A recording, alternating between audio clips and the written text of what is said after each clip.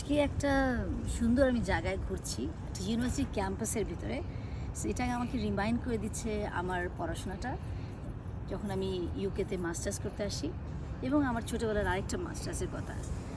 আমরা যখন আমার বাবা মা আমাকে বলতো যে পড়ো পড়ো, হ্যাঁ এটা বুঝবা কেমন লাগে, ভালো রেজাল্ট করো, তখন আমি এত বুঝি নাই। কিন্তু আমি যখন ইউকেতে পড়তে গেছি তখনও আমি বুঝেছি যে পড়াশোনার ইম্পর্টেন্সটা ভেরি ইম্পর্টেন্ট।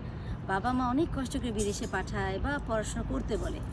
পড়াশোনা করলে এটা উন্নতি কিন্তু বাবা মার হয় না, এটা উন্নতি হয় সে নিজে, সেই ব্যক্তি নিজে কিন্তু ইমপ্রুভ করে তার জীবনটাকে। কারণ ফিউচারে আমরা যদি পড়াশোনা করি, ওই সার্টিফিকেট দিয়েই কিন্তু আমরা একটা ভালো চাকরি পাবো, ভালো কাজ করবো। ইভেন কি কেউ যখন জিজ্ঞেস করবে যে আপনি কি করেছেন, কতটুকু পড়াশোনা করেছেন, খুব কমন কোশ্চেন আমাদের বাঙালিদের, তখন কিন্তু বলা যাবে হ্যাঁ আমি একটা ভালো একটা সাবজেক্টে পড়াশোনা করেছি বা আমি পড়াশোনা শেষ করেছি।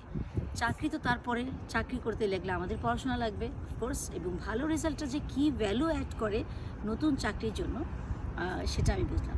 আরেকটা জিনিস কি, যখন কোনো কিছু মন দিয়ে, যে সাবজেক্টে মন দিয়ে পড়াশোনা হয়, সেই সাবজেক্টের পড়াশোনাটা আমরা আমাদের লাইফে কাজে লাগাতে পারি। শুধু পড়াশোনা করার জন্য বা গ্রেড পাওয়ার জন্য কিন্তু পড়াশোনা না, বা আমি কনভোকেশন অ্যাটেন্ড করবো, কনভোকেশন করবো, শো অফ করবো, এটা কিন্তু জীবন না।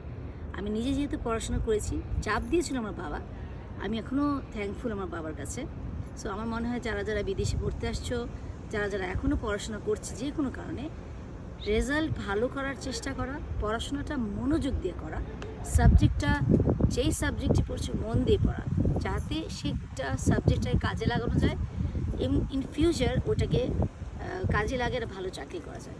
শুধু তাই না, নিজের পায়ে দাঁড়ানোর, নিজের সত্তা, যে আমি নিজে হয়েছি, এতদিন বাবার ছেলে ছিলাম বা মেয়ে ছিলাম, আমি এখন নিজে একটা ব্যক্তি।